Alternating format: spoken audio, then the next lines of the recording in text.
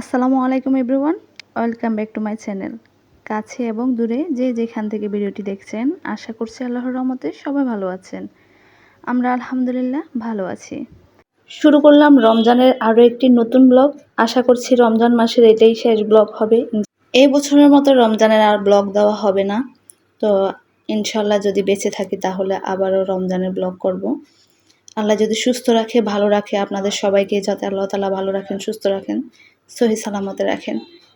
তো এই ব্লগটা আমি শুরু করেছিলাম শবে কদরের দিন, মানে 26 রমজানে। তো এখানে হচ্ছে আমি চালের গুঁড়ি সিদ্ধ করে নিচ্ছি। আজকে যেহেতু শবে কদর, তো এই দিনে হচ্ছে ছোট থেকে দেখে আসছি আমার আম্মুকে এই দিনে পিঠা তৈরি করতে। তো আমি হচ্ছে আজকে সেমভাবে সেইভাবে পিঠা তৈরি করব। আম্মু যেভাবে প্রতি বছর পিঠা তৈরি করে আর কি। সিদ্ধ করে রাখা কাইটাকে ভালো করে মথে নিচ্ছি। এখন গরম থাকা অবস্থা হচ্ছে মথে নিচ্ছি আর কি। এখন হচ্ছে এসব জিনিস মানুষ আর করে না, মানে হচ্ছে পরিশ্রম করতে চায় না আর কি। তো আমার আম্মুরা হচ্ছে এখনও তৈরি করে। তো হচ্ছে আজকে কয়েকদিন যাবৎ আম্মুর সাথে কথা হচ্ছে না, মানে মনে হচ্ছে মানে 1000 বছর ধরে কথা বলতেছি না আর কি। খুবই খারাপ লাগতেছে। তো আম্মুর সাথে হচ্ছে 20 রমজানে কথা হয়েছে, আর হচ্ছে কথা হয় নাই। কারণ হচ্ছে কি, আম্মু ইতিকাফে ঢুকেছে।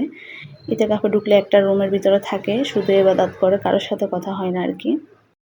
তো শুধু আমি না, আমার মেয়েটাও কিন্তু খুবই কষ্ট পাচ্ছে, নানুর সাথে কথা বলতে পারতেছে না, সেই জন্য। তো এই কারণে হচ্ছে মনটা খারাপ ছিল। তো ভাবলাম আম্মু যেহেতু প্রতি বছর এসব পিঠা তৈরি করে, আজকে আমিও তৈরি করে ফেলি। মায়ের কথা যেহেতু বেশি মনে পড়তেছে, সেই জন্য আর কি। তো বাবাকে তো 3 বছর আগে হারিয়ে ফেলেছি, আর মাটা দুনিয়াতে আছে। আল্লাহ তাআলা যাতে আমার মাকে সুস্থ রাখেন, ভালো রাখেন, আর আমার বাবাকে যাতে বেহেশত নসিব করেন, এটাই কামনা করি আল্লাহর কাছে। আসলে বাবা না থাকাটা বুঝতে পারি কতটা কষ্টকর। এখন মা হচ্ছে আমাদের একমাত্র সম্বল দুনিয়াতে। একসময় হয়তো আমরা বাবা মাকে অনেক কষ্ট দিয়েই ফেলেছি, যেহেতু আমরা তখন বুঝতাম না। এখন নিজেরা যখন মা হয়েছি তখন বুঝি কতটা কষ্ট বাবা মা হওয়া। সন্তানরা যত অন্যায় করুক বাবা মার কাছে তা কোনো কিছুই মনে হয় না।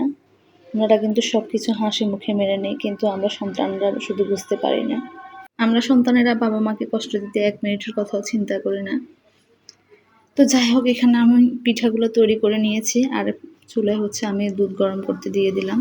তো দুধের ভিতরে হচ্ছে নারিকেল দিলাম, এলাচ দিয়েছি, দারচিনি দিয়েছি, তেজপাতা দিয়েছি, তারপর হচ্ছে চিনি দিয়েছি, এখানে বাদাম ভেঙে রেখেছি, ওগুলো দিয়ে দিব। তো এটাকে ভালো করে জাল করে নিচ্ছি, ও সামান্য লবণও দিয়েছি।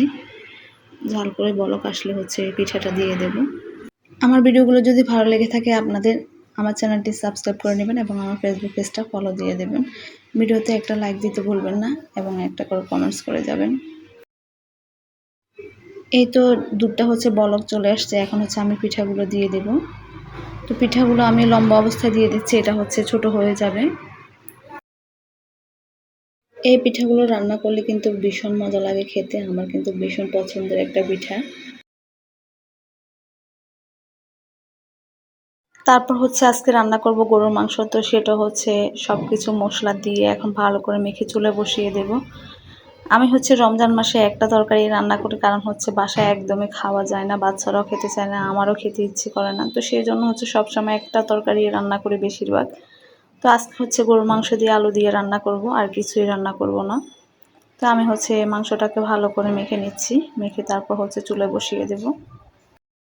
গরুর মাংসটা সবসময় হাত দিয়ে মেখে বসাতে বেশি ভালো লাগে, তো সবসময় এভাবে রান্না করি।